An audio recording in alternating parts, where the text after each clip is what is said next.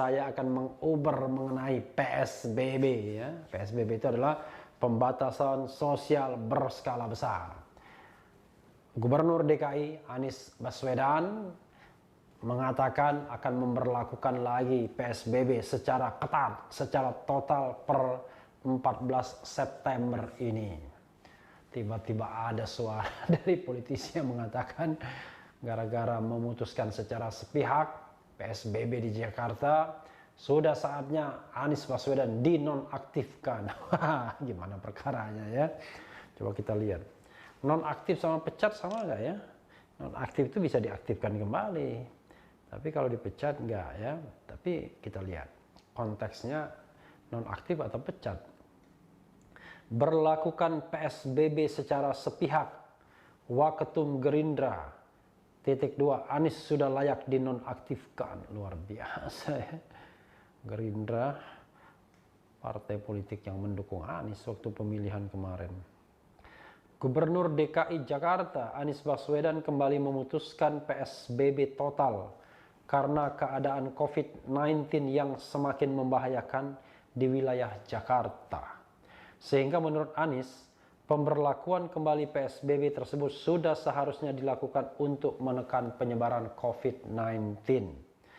Namun, pemberlakuan PSBB ini tidak serta-merta mendapat nilai positif dari pihak. Salah satunya Wakil Ketua Umum Partai Gerindra Arief Puyono yang mengatakan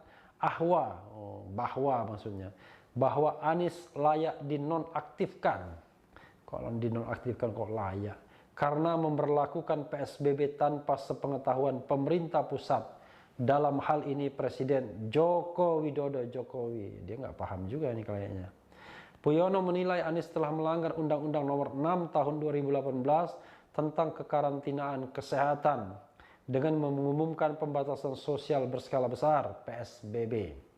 Anies pun dinilai layak dinonaktifkan dari jabatannya sebagai orang nomor 1 di ibu kota.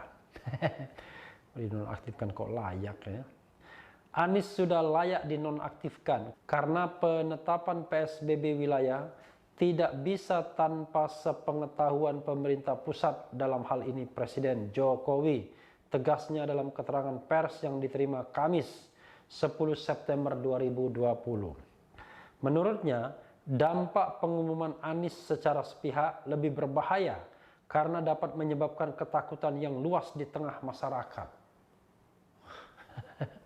Padahal masyarakat kini sedang mencoba bangkit kembali dalam era normal baru yang dicanangkan oleh Jokowi. Padahal Jokowi sendiri sudah mengatakan COVID-19 kesehatan lebih penting dari ekonomi sekarang. Sudah berubah dia. Kalau dibiarkan maka Anies telah mendelegitimasi pemerintahan Presiden Jokowi, cetusnya.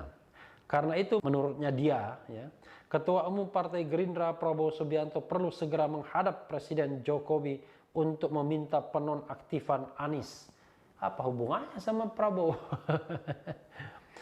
Aneh benar yang mengkritik wakil ketum Gerindra yang suruh menghadap ketum Gerindra yang akan menggantikan adalah kader Gerindra. Untuk itu juga Partai Gerindra perlu segera mempersiapkan kadernya yang saat ini menjadi wakil gubernur DKI untuk menjabat sementara posisi gubernur imbuhnya. Aneh ya. Menurutnya, Partai Gerindra juga perlu segera mengajak partai lainnya untuk memastikan wakil-wakil rakyat di DPR DKI Jakarta mengaudit keuangan pemerintahan Provinsi DKI Jakarta di bawah Anies Baswedan.